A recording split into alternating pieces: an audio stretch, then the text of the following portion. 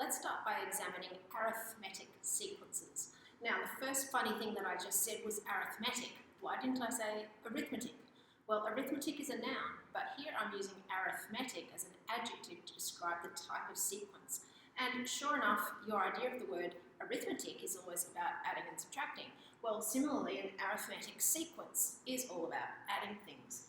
Now, why have I put this term here, APs? Well, traditionally these arithmetic sequences used to be known as arithmetic progressions, and the language has sort of stuck around and they've been called APs for short for a long time. So you'll probably see that as a shortening in your textbook, APs, which is a bit strange instead of calling them ASs. But once you know that that's what an arithmetic sequence is referred to, an AP, you can get used to that name. So the terms of an AP can be generated from the first term by just repeated addition over and over again of the same number. So let's call it a constant. We keep adding the same thing, and we call that thing that we're adding the common difference, D for difference. So, for example, if you want to find any term in an arithmetic sequence and you know the one before, you just take the term that came before it and you add the common difference. Some examples here, 1, 4, 7, 10. We can see here that we're going up by 3 each time, just adding 3, so the common difference would be 3. This one's going down, 101, 99, 97, 95, so we're going down by 2. So to think to yourself, well, what has been added? Nothing's been added. We've taken away 2, haven't we? Well, don't forget that taking away 2 is the same as adding negative 2. So here the common difference is negative 2, and we make a note here, D can be negative. Now, to test if a sequence really is an AP, usually it's pretty straightforward. You just have a look if it's going up or down by a constant amount. But the official test, which we'll need to use in some of our questions that we see today, is that one term minus the term that came before it should give you that common difference. And that's for all terms where n is greater than or equal to 2. Obviously, if you put 1 in here for n equals 1, you can't have the 0th term, because we need to start from a first term. So that's that little qualifier there.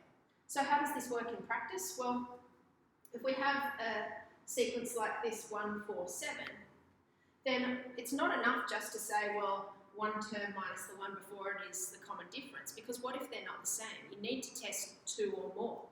So the way that we use it would be to actually do the third term minus the second and check if that's the same as the second term, minus the first. Because if it is, we've got a common difference. And if those two answers are different, then we don't. So here, analysing the left-hand side first, the third term minus the second is 7 minus 4, that's 3. And 4 minus 1 is also 3. So they've both got a difference of 3, and that's enough for us to confirm that it is an arithmetic sequence. So if we define that common difference as D, and we let the first term be known as A, it should be quite straightforward to come up with a formula for the nth term of an arithmetic sequence. Now we start with A, so obviously the first term is just A. How do we get the second term? Well, we need to add D. So let's go ahead and write that. We've got A plus D.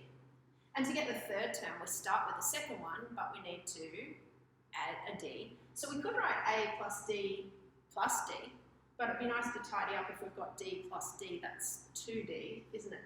So we've got A plus 2D.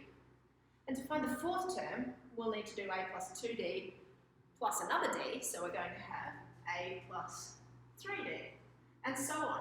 Now you can see a pattern there. We've always got A. And then we've always got some D's. How many of them have we got? Well, one less than whatever term number we're on. So if we're on the nth term, what number is 1 less than n? N minus 1. That's how many D's we'll have.